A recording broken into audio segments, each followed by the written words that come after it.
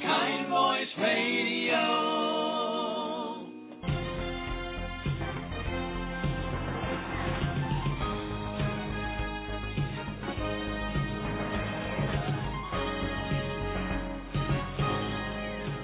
Hello there. Welcome, friends and soon-to-be friends. This is Your Kind Voice, the radio show where we interview inspiring guests about how they use their kind voices to make a difference in today's world.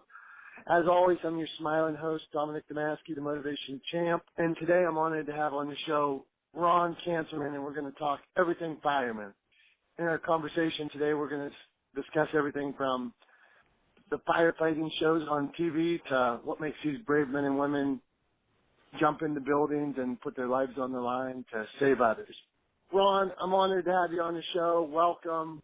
How are you doing today? I'm doing great, Dom. I truly appreciate the time that you're offering the fire service to join you this morning, and I'm glad to be on the line with you. And we've had some nice discussions on the side, and I'm standing by, buddy. So just fire away, and see if all right, I'm going to do it. Hit the ball back. I'm going to do it. Let's get into it. Number one, why do so many cats get stuck in trees? Is this serious, or do they really get stuck in trees all the time? All right. I'm going to put this back on you, Dom, and all your listening audience. Has anyone ever seen a skeleton of a cat in a tree? Chances are the answer is no. So when your cat goes up in a tree, you don't need to call the fire department. They will come down when they're hungry. There is no record of a skeleton of a cat ever caught up in a tree. So we settle that one? Yes, thank you. Okay, now we're going to get right into it. I watch all these shows on TV. What is it? Chicago Fire. You ever watch Chicago Fire? I watched it once. Okay. Is every fireman really the handsomest guy around and dating the prettiest girls? Myself aside, well, Tom, if you saw me, you'd be appalled. However, there was a certain faction of the female gender out there that is attracted to men in uniform, whether it's military, police officers, firefighters, and so it's a natural attraction to a guy in a uniform. And it could be more so for firefighters because they do a lot of heavy work and they get dirty and they're rough and tough and they're working out and they're in the gym and all that good stuff, and they're saving lives. So sometimes I'd say we might have the edge. It's not 100%, but I'd say we might have the edge there. So it's okay. I'm not sure we all look as good as the guys on television. The guys that were on the show with Dennis Leary. I can't think of the name of it right now, but I'm not sure we're all that good looking. But we'll just say for the record, the guys do okay. All right, thanks for clearing that up. Let me ask, on that same, let's say, avenue, I see on these shows and stuff like that you guys have such a brotherhood. And I'm an outsider, I've never been a fireman. Is there really a brotherhood like that? There's no doubt that there is. The brotherhood runs very, very deep. I will tell you, Dom, when a firefighter gets killed anywhere in the United States, the rest of the million firefighters around the country feel it. If a guy, we get bulletins from all over the world. 3 firefighters were killed last week, I think, in Iran or Iraq, not as a result of the war, and you feel it.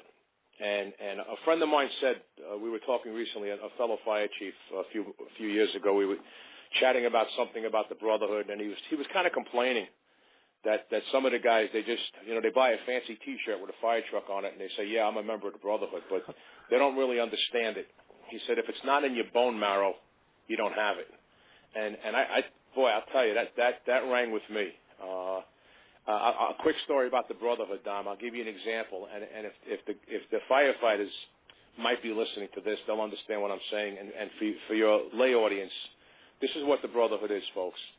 We had a firefighter gravely injured in the city of Camden, New Jersey, about 20 years ago, and he never recovered. And for 15 years, he needed surgeries, doctors, and his children were small. And the firefighters in that firehouse took his kids to school, mowed his grass, painted his house, and got them and did everything they needed to do because he had 4 kids and mom was working.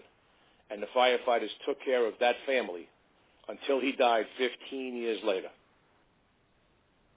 15 years later, he passed away from his injuries sustained from that fire that he got caught in. And they took care of him, his wife, They took him to the doctor. They drove him to doctors and surgeries and all that, and his wife and his kids and his house for 15 years. That's the brotherhood. That's what we're talking about. Jeez. Now, what's in your bone marrow that makes you a fireman? You know what? A lot of us have said that we believe it's a calling. You know, for me and for a lot of men and women out there in the United States. There's a little over 1 million firefighters in the United States, Tom. About 3/4 are volunteers. Now, you put that into perspective. Here's 750,000 people that are volunteering to kind of go in and put themselves in harm's way. So it's pretty noble, you know. But when you sit back and look at it, for the most part, I believe it's a calling. You know, God puts us on earth to do what we're supposed to do. You know, and people become teachers and thoracic surgeons, and people have to. We need plumbers and electricians and carpenters to build homes and make repairs. And then he says, you know what? I think this group of 1 million, you're going to be firefighters, and you need to take care of the community alongside the police officers and the EMS people who basically there to ensure the safety and security of the community. So I think, you know, you end up doing it because you were supposed to, and that's my personal belief. And most of the guys I've talked to have said the same thing. Well, this is a calling for me. I'm supposed to be here. I belong here. You know, it feels right. So I don't know how else to explain it. No, it's you're definitely it's neat, and you're hitting me like I feel what you're saying.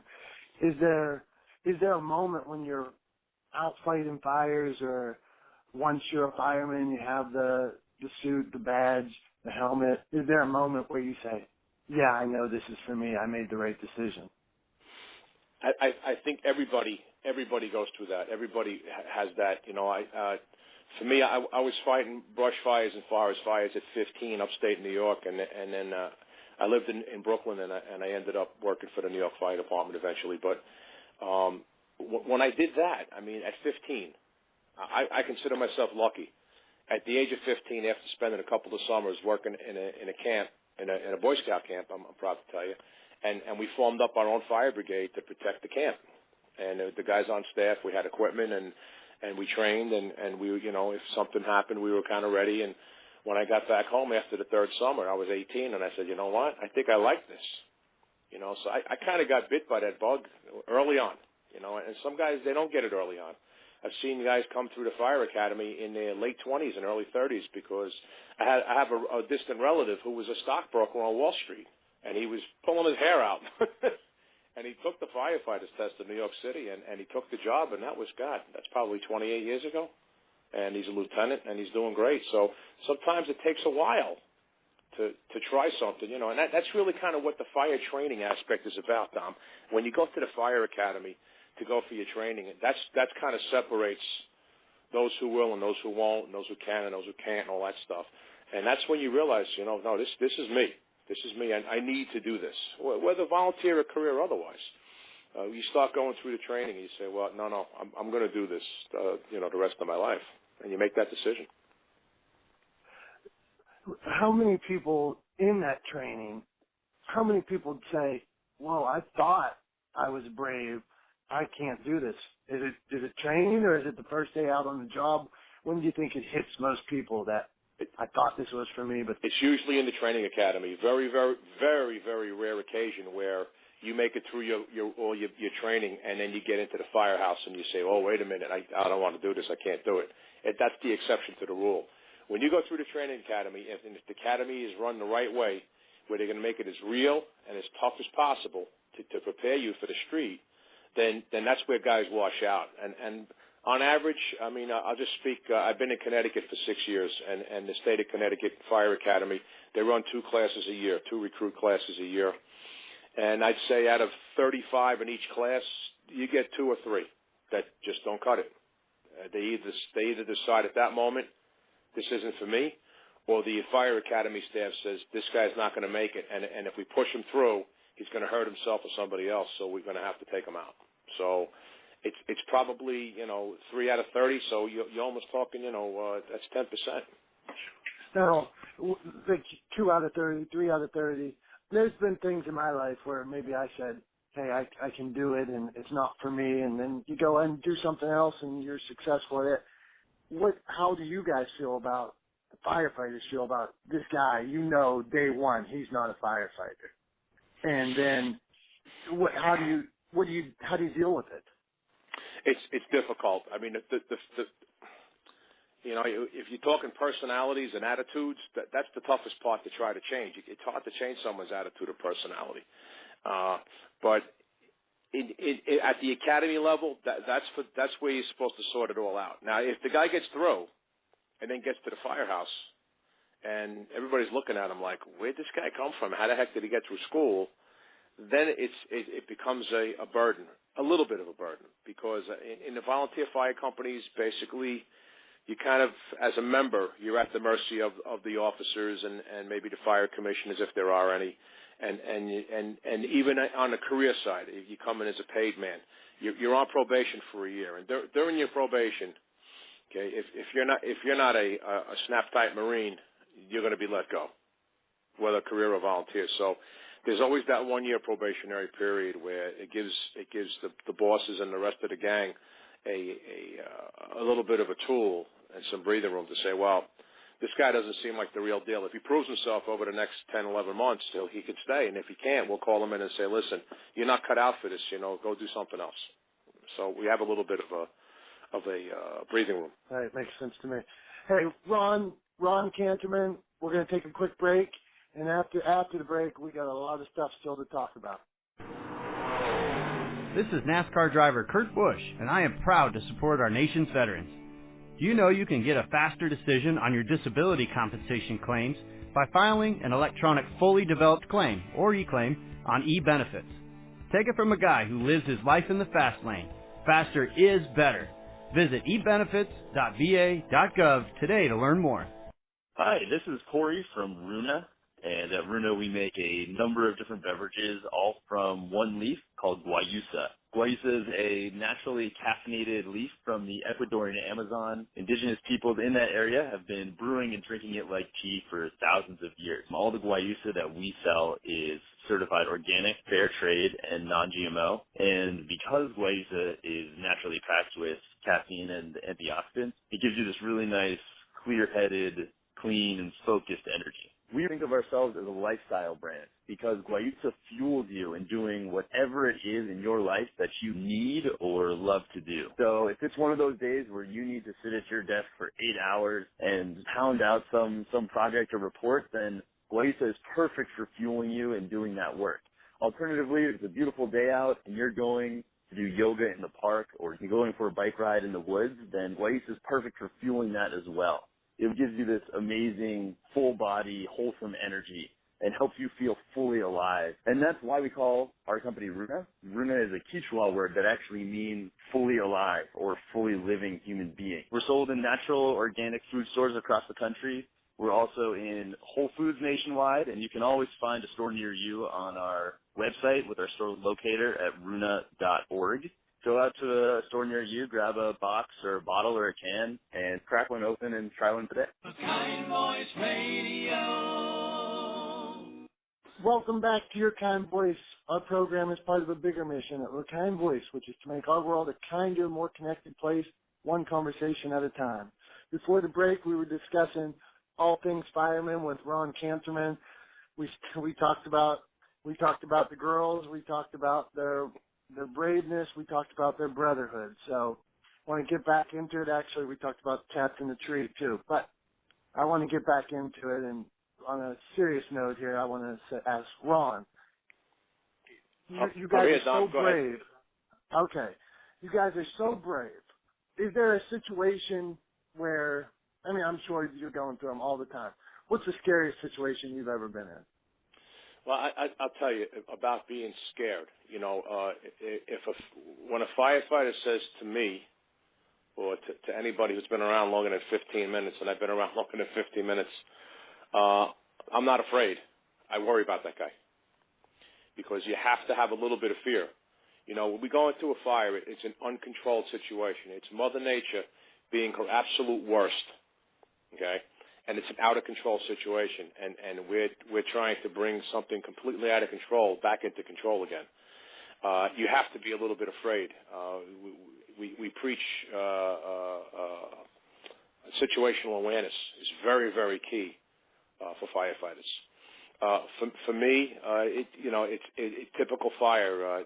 While I was a fire chief in New Jersey, I was running as a volunteer in my town in New Jersey, and we got up into an attic space, and things were kind of blowing around pretty good, and it was scary. I mean, and there's, and almost every fire, you can't be afraid to go in, you can't be afraid to do the job, but you have to have that little inkling of, it can happen, and so what we do is through training and through programs and real life stuff, and hands-on training, we kind of give our guys every opportunity, every tool, every situation, every reality, and that includes know how before you go in, know how to get out, and before you go in, know how to get out a second way, because things happen. As well highly trained as you can be, and our guys are really highly trained. That's what they do. You're going to get caught up in situations, and so that there's been little things here and there. I've been on some hazardous materials calls where we got some real methyl bad stuff, it's fuming off, and it's kind of going our way. The wind's in the right direction, and we're getting guys suited up to go in and cap off of a rail car with 40,000 gallons of acid in it, and the wind shifts on you, and it's like we didn't expect, and we're monitoring the weather. Generally you never get a 180-degree shift in the wind for the most part, unless there's a hurricane coming. So we always set up upwind and uphill on that kind of call. So you got the wind at your back for the most part, and it'll rarely come around 180. Well, bing, it's in the middle of the summer, and here comes a thunderhead or a storm, and all of a sudden we got acid fumes coming our way. We got our command center set up and everything else. So time to bail. Those are scary moments, and we're protecting. At the same time, we're trying to worry about our own people, and we're protecting the community at the same time. So you get into those scary moments, but we tell our firefighters you got to be just a tad, a little bit afraid. Somebody come out with one of these wacky T-shirts. We have T-shirt guys in the fire service. You can get a T-shirt that says fire on it, having to do with anything. And some wacky T-shirt guy, he come up with this big phrase, I fight what you fear, and that's telling the average citizen that you're afraid of fire and I'm not, and I'll go in and I'll take care of it. Well, you don't have an S on your chest, big guy, and you don't have a cape underneath your fire coat. Okay, you're as vulnerable as the next guy. You're a little more protected, granted, but you're as vulnerable as the next guy. So you better be a little bit afraid, and that's kind of what we talk about. As a civilian myself, I guess if you're not a fireman, I guess you would call me a civilian. Is that correct? Yeah. All right. So Don, we rather refer to you as a customer, frankly. Okay. As a customer, could you give me some advice? I'm a weenie, so could you give me and some of the listeners, just in general, how not to be scared? You guys overcome so much and put your lives at risk. Do you have any tips for us on how not to be scared in general situations? Well, first and foremost, we look at public safety education. Okay, the people of America need to educate themselves on the hazards of fire, and that covers a whole gamut of like not storing propane in your house, which people do lately, by the way. We had a couple of firefighters who get severely burned recently. Someone was storing propane tanks in the house because they didn't want to leave it outside over the winter because, I don't know what would happen to it, but they had a house fire and the tanks took off. And about 10 years ago, we had a deputy chief in New Jersey get killed when a propane tank in a house exploded during a house fire. So stuff like that, and just good public safety. Educate yourself. That's the most important thing, because for me, educated public equals a fire-free community. A fire-free community equals firefighters not getting injured and not getting killed. So I always kind of put on the same plane that fire prevention and public education equals less or no firefighter line of duty deaths. I'm an advocate for that, and we'll talk about that later on. But So the best thing you can do as a customer is educate yourself on the fire hazards. Inspect your house, do your spring cleanings, don't keep your flammables and combustibles in the house. Make sure your door between the garage and the house is snapped shut. That's a fire door. You don't want a car fire to get into the house. All those things. And you can get all that information from your local fire department. They'll be glad to give you literature. You can invite them to your house. Of course, we have no jurisdiction in private homes. But if you invite the local fire marshal or fire inspector, hey, come to my house, take a look around, they'll be glad to, and that's without punitive action because they can't write a violation in a private house. So the best thing to do is educate yourself, understand how fire behaves and how you can prevent it in the first place. So to me, the best fire is a preventive fire. That's my best advice. Makes sense to me, and honestly, I think I have my propane tanks for my barbecue grill in my garage. Is that wrong? I would keep them out in the backyard. Okay, I learned something. Hey, yes. I think I got ADD. I think I have ADD, so I got to go back to something. And you were talking. I asked you what was the scariest moment you've ever been in, and you were in an attic, and that's what I was hearing. And I just want to go back to that and just is that correct? And tell me about it. Yeah, just basically you have limited access. You only have the attic door. And you're up there with a couple of guys, and the fire's rolling around, and you're making headway. And now the roof of the building is getting weak. We hear some creaking, and we're kind of in that limited, confined space. And finally, the officer says, "You know what? We need to go," because what happens is, as much as situational awareness as you can have, firefighters tend to get a little bit of tunnel vision. It's kind of like what we say, moths to the flame. And we're fixated on just trying to knock the fire out so it doesn't spread, it doesn't go, to the next room or the next house. So you're up there doing your thing, and that's really what officers do is they should be watching changing conditions, calling for more help, doing this. That's what the officer does while the firefighters are doing what they're doing. The officer's kind of watching 400 or 500 different things going on. And then finally he taps us on the shoulder. He says, we need to get out of here. Let's go. It's time to go. And then when we stopped concentrating on what we're doing and looked around, you get that shiver down your spine like, wow, this could have been bad. We could have been trapped up here. It could have gotten worse. So, and now those are learning experiences. If you don't learn from them, then you're not doing what you should be doing for your own self, for your own safety. Firefighter safety has taken a front seat now for the last 10 or 15 years, and we'll get into that a little later if you'd like, or whenever you want to. But and it's tied into to line of duties and all that kind of stuff. But those are scary moments, and you only a missed opportunity. If you miss it, you miss it. You can't go back. And if you don't learn from that, then you're shortchanging yourself and the people around you who are in there. I have a note here I wrote down while you were talking. I imagine you can't save every house, you can't save every cat, you can't save every person. How do you guys handle that? And is that true, or can you save everything? And have you? How do you feel about that? No, you're right, Dom. We can't save everything. We do the best. We do what we can with our training and our tools and what's humanly possible with the amount of people you have or don't have. In certain situations, let's say during the day when everybody's out of town going to work, you might only have 3 or 4 volunteer firefighters in the town, in a small town. 3 or 4 guys can't do much. I have a 6-man shift, a career shift where I work now. I have a small career fire department. These guys are dynamite. They're the most dedicated, loyal people I've ever seen in a firehouse. They're great. 6 guys on a shift, career guys. They get paid. They work 24-hour shifts, but there's only 6 of them. They pull up on a house fire. You can do some things with 6. You can't do everything. So even the biggest fire departments in the country, in New York City, Boston, Chicago, Los Angeles, they lose houses and they lose people. Philadelphia, and they lose firefighters. So we don't always win. And when we lose, we take it pretty personal.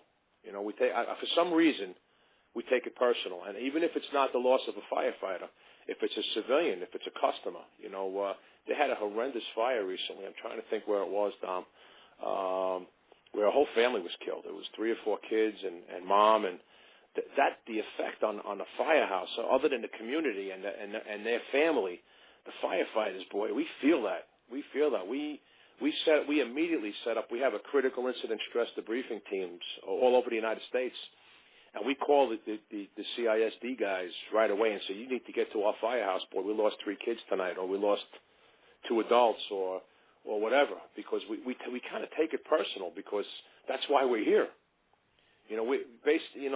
Dom, the real simple way to say it is Mrs. Jones calls 911, and she expects us to show up and get in between her and her problem, make her problem go away. That's kind of what we do.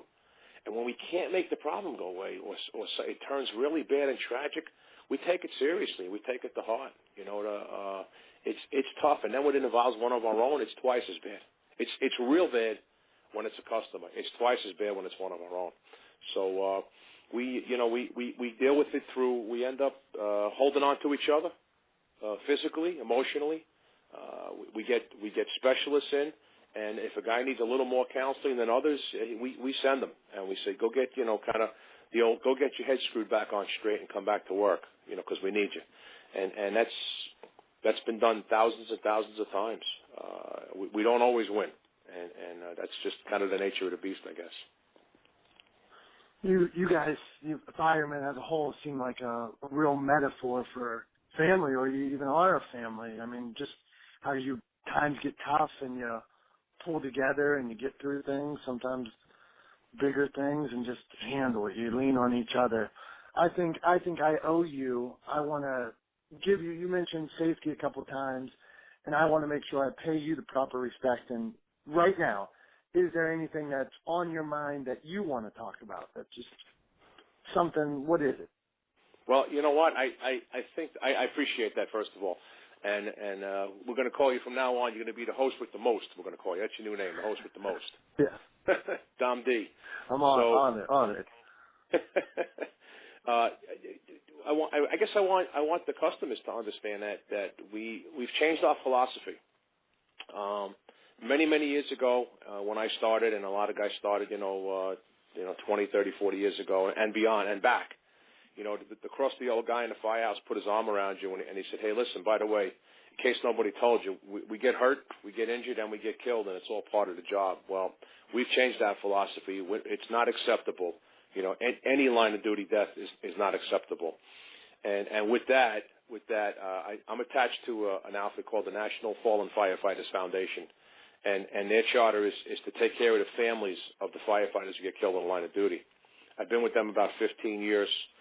We have an annual memorial service where we put the names of the year before, the names of the line of duties from the year before, onto a plaque at the National Memorial, which stands on the campus of the National Fire Academy in Emmitsburg, Maryland. For you customers out there who don't know where Emmitsburg is, Emmitsburg, Maryland is right across the border from Gettysburg, Pennsylvania, and it was part of the war, the war that happened around Gettysburg. Emmitsburg was all part of that, so it's right close to the battlefields. The campus is actually an old girls' Catholic school, and the federal government bought it in the 70s and created the National Fire Academy, and it's kind of it's our West Point. It's advanced staff and command school and that kind of stuff. I've had the privilege to be teaching there for about 12 years, and that's where the monument stands, and we have our national memorial services the first weekend in October every year. In 2007, the president came and stayed for the whole thing, so it's a pretty big deal, and we honor our war dead, if you will, and through that foundation, the people who run it, and right now the executive director was a retired chief. He said about 10 years ago, we've seen a lot of tears, and we've had a lot of grief here. We need to do something to counteract, and he took it by the horns, and they put programs. National firefighter programs into force that for 10 years now on line of duty death prevention and situational awareness and health and fitness is a big one. 50% of our line of duties every year, Dom, is heart attack and stroke. So we're big into health, wellness, and fitness for firefighters, and strategy and tactics, and making good decisions. Not just throwing yourself on the hand grenade, not just throwing yourself on the sword. If the building's vacant, if it's empty, and there's no life hazard, hundreds of guys have gotten killed in vacant buildings over the years. We're not doing that anymore. We tell our firefighters there's no building worth your life. So we're making better decisions. And if a building's empty or vacant, it's an empty, vacant building, and we'll hit it from the outside, and we all get to go home in the morning. And that's kind of what it's about. So there are some, because even the layperson, the average customer, has said, when there's been a line of duty, those 2 firefighters got killed. That was an old, empty, vacant building. What were they even doing in there? So it's obvious to the people who aren't in the fire service that we're doing silly things and getting our people killed. So we've really turned the corner. And we're doing a lot better with that. And the programs are about 10 years old, and we've just got together recently to look at them.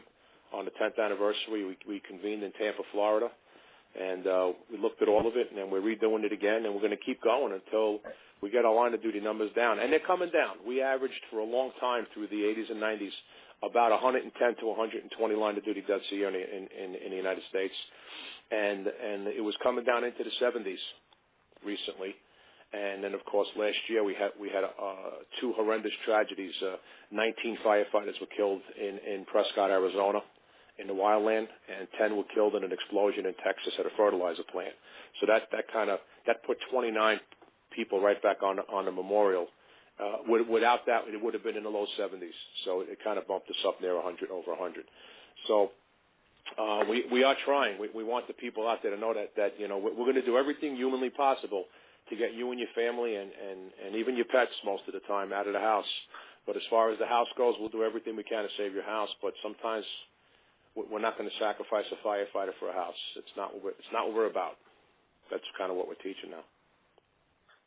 Ron, I think you're saying something that we can all understand here. And, you guys are doing so much to help us.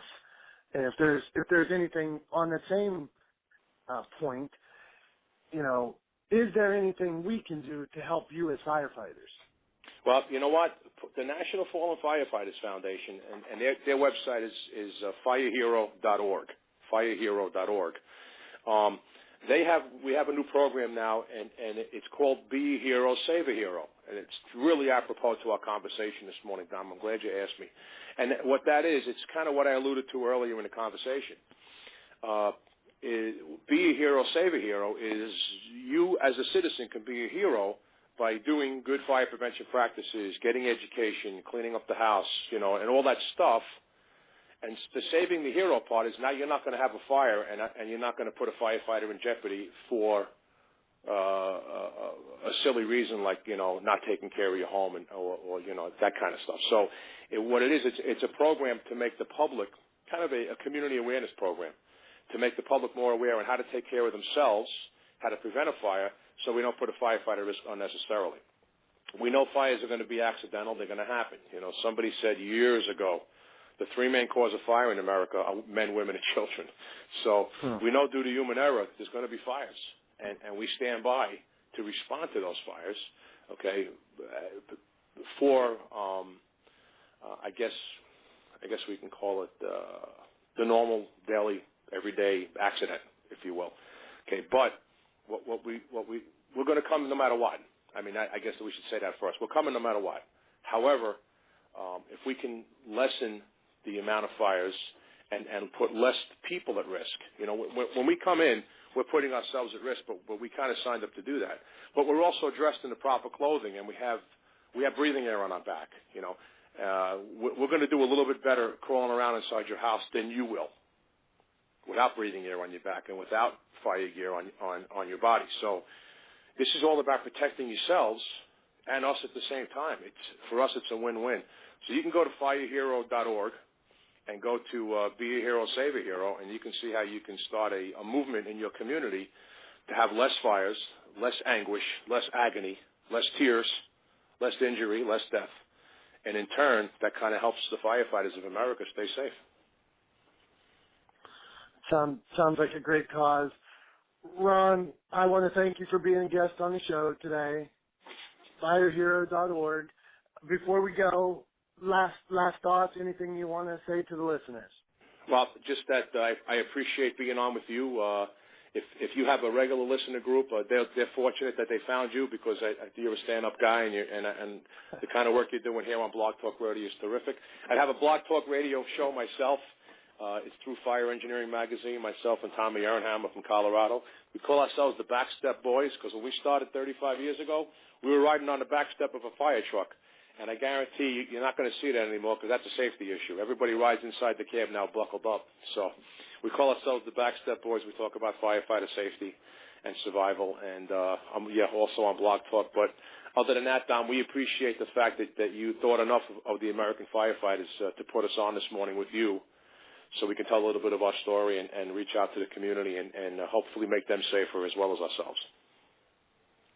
Thank you, Ron. You have a good day. Thank you very much. Bye-bye.